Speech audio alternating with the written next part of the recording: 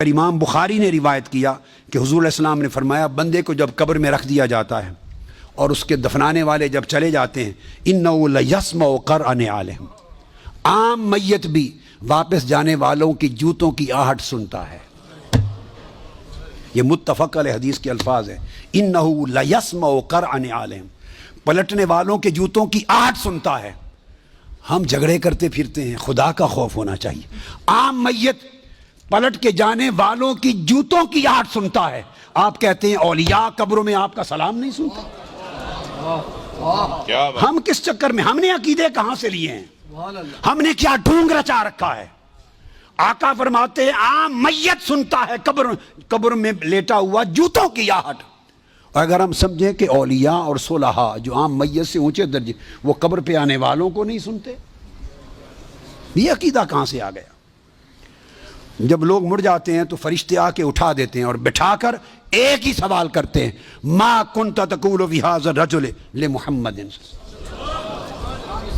جب پوچھا جاتا ہے تیرا رب کون ہے تو سوال کا جواب لیک آؤٹ نہیں کرتے، مشکل میں ڈالا، بتاؤ اگر جانتے ہو تو رب کون ہے۔ پوچھا جاتا ہے تمہارا دین کیا ہے تو جواب کا اشارہ نہیں دیتے۔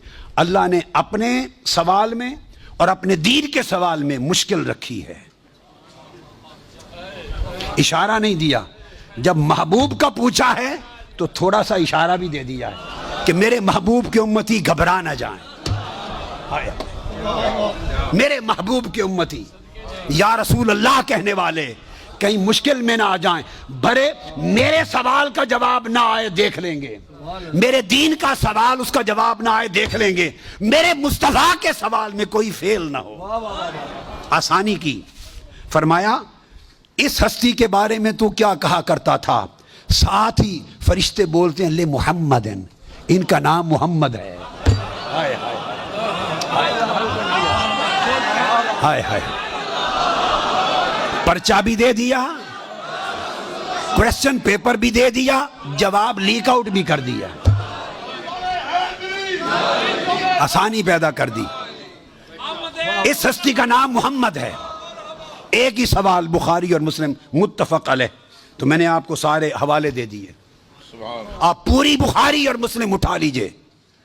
کئی بخاری اور مسلم میں اللہ کی عزت کی قسم میں نے کئی بار مگر حرم مدینہ میں اور حرم مکہ میں اول لفظ سے آخر لفظ تک بخاری اور مسلم کے ختم کیے، ایک ایک لفظ ختم کیا، اپنے بیٹے کو پڑھایا حرم میں، اور کئی بار زندگی میں کوئی شخص بخاری مسلم میں مجھے 3 سوال دکھا دے میں اپنا عقیدہ بدل لوں گا۔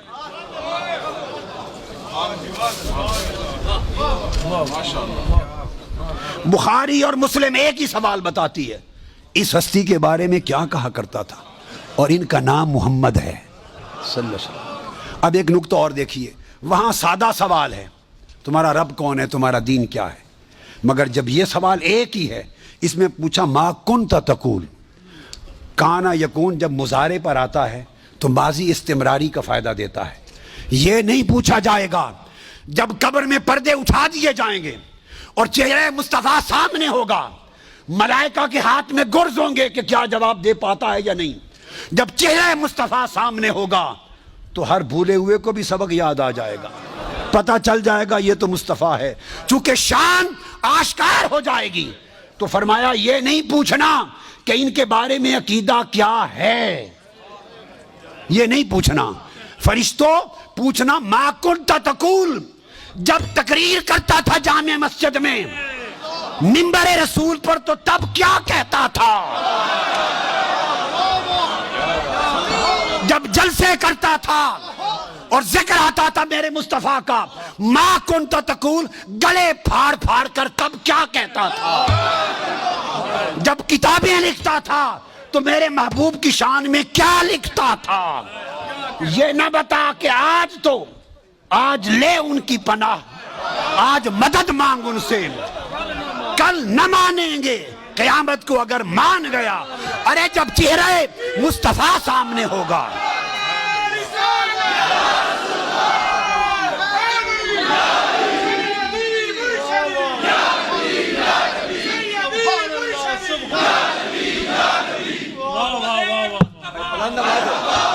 دونوں ہاتھ اٹھائیے۔ اٹھا کے, دونوں ہاتھ اٹھا کے, سیدی و مرشدی, ارے سیدی و مرشدی. تو فرمایا یہاں تو جب کوئی اور شے نظر نہیں آئے گی سوائے دو فرشتوں کے جو پوچھ رہے ہیں, اور چہرہ مصطفیٰ سامنے ہوگا, تو پھر تو سب عقیدے کی سمجھ آنی ہے. پھر کیسے انکار کرو گے؟ پھر تو سب سیدھے ہو جائیں گے. فرمایا آج کا سیدھا ہونا قبول نہیں ہے, آج پہچان لو قبول نہیں ہے. بتا وہ زندگی بھر کیا کہتا, کیا کہا کرتا تھا. ما کنت تقول, تقریریں کرتے ہوئے حضور کی شان گول کر کے آگے گزر جاتا تھا یا رک کے کھول کھول کے بیان کرتا تھا؟ جب شان مصطفیٰ, عظمت مصطفیٰ, رفعت مصطفیٰ, مقام مصطفیٰ, جب حضور کی شانوں کا, آپ کے رخسار کا, میرے محبوب کے گیسوؤں کا, میرے محبوب کے چال چلن کا, میرے مٹھن کا, میرے محبوب کے حسن کا, جمال کا, کمال کا, عظمت کا جب تذکرہ آتا تھا تو تیرا چہرہ کھل اٹھتا تھا یا مروڑ آ جاتے تھے.